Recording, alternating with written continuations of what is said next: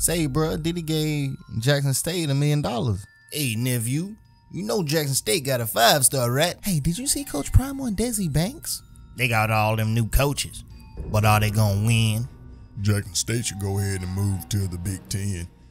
Jackson State would never move to the Big Ten. They're a HBCU.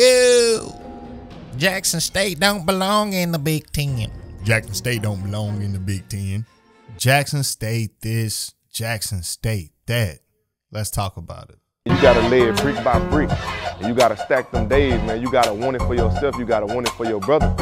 And that's real. You know what I'm saying? Because everybody in here got a chance to go to that next level.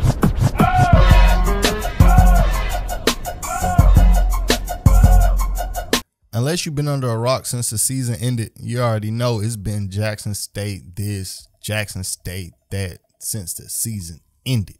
From pulling in Travis Hunter to Diddy donating $1 million, new coaches, and even having Coach Saban include Jackson State in a rant against Texas A&M.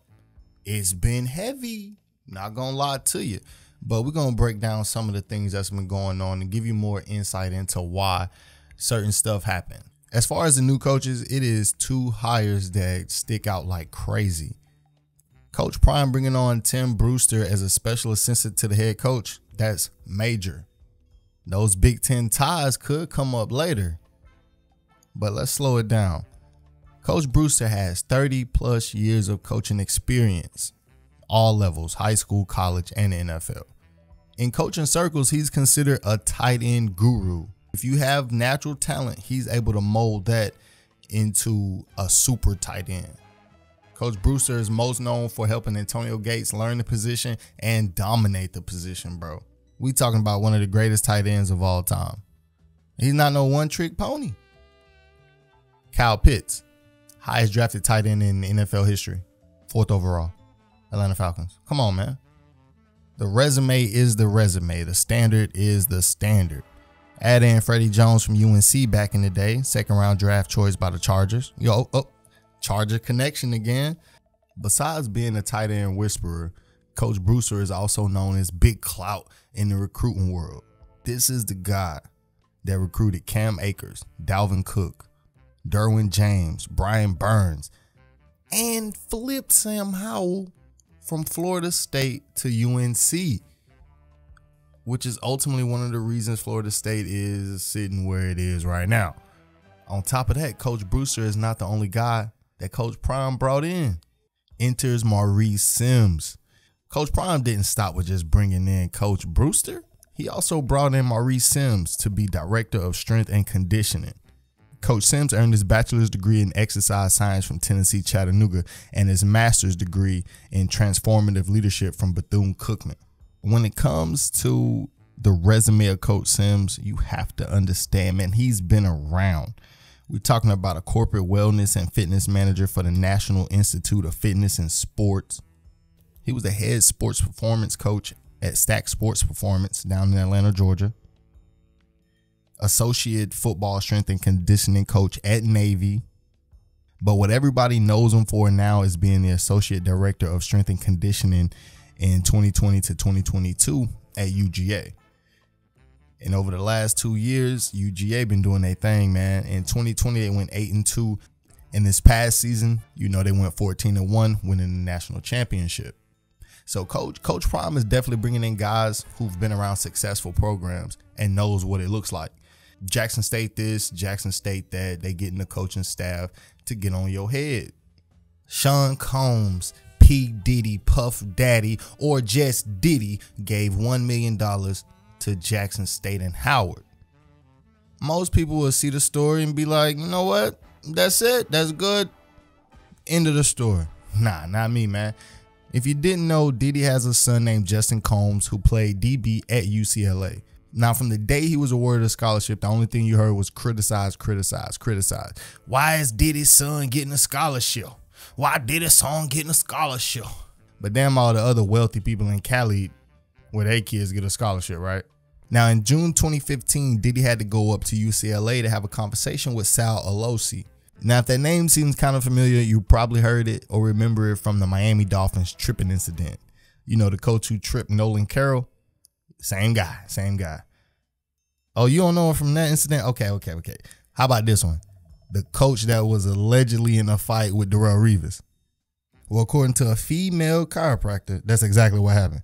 So when Diddy said we need to play for us, this is where I think he's drawing that from. Earlier this offseason, Nick Saban said Jackson State paid a guy $1 million last year that was a really good D1 player to come to school. Now, for a HBCU to be on the mind of a coach that has 7 championships at the highest level says a lot about the trajectory. Now, yeah, the main target was Jimbo Fisher and Texas A&M because, you know, they owe money just a little different. But somehow JSU made it into the conversation.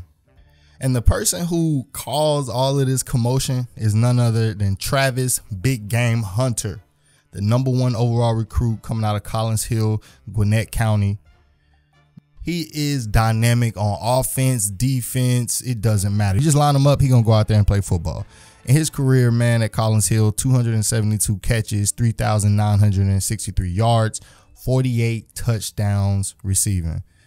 Tack on 2 rushing touchdowns, and that's just on offense, man. And Big Game is just as dangerous defensively as he is offensively.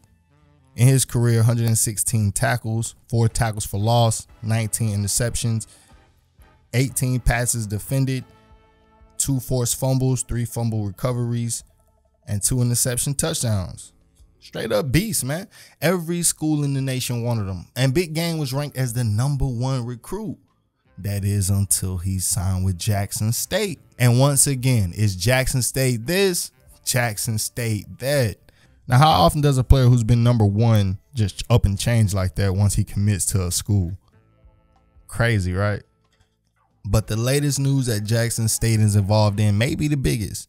The move to the Big Ten. Carl Reed of 24/7 Sports had this to say. Deion Sanders, you don't have to go to Florida State. You don't have to go to TCU. You don't have to go to Georgia Tech. You pick the phone up and you call Elon Musk and Jeff Bezos and Mark Cuban and you tell them you need the money for a new stadium.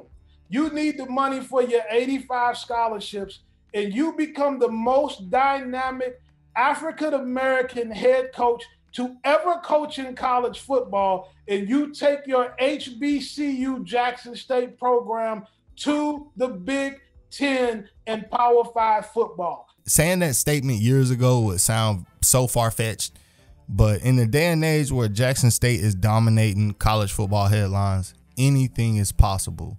And that may just be what Coach Prime is preparing for by bringing in Coach Tim Brewster with all of his connections and recruiting prowess. My personal thoughts on the whole Big Ten thing is I think it's a plan in play already. I think the spring was a tryout.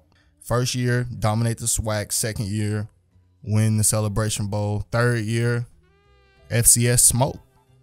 That's what I would think it would be, right? If you're going to make this move, man, you got to go win that Celebration Bowl this year. Yeah, SC State can't step on you in the Celebration Bowl, or NCCU, Norfolk. You got to step on everybody. Now, next year, free smoke, man. But, hey, man, that's all I got for y'all. Cut day out.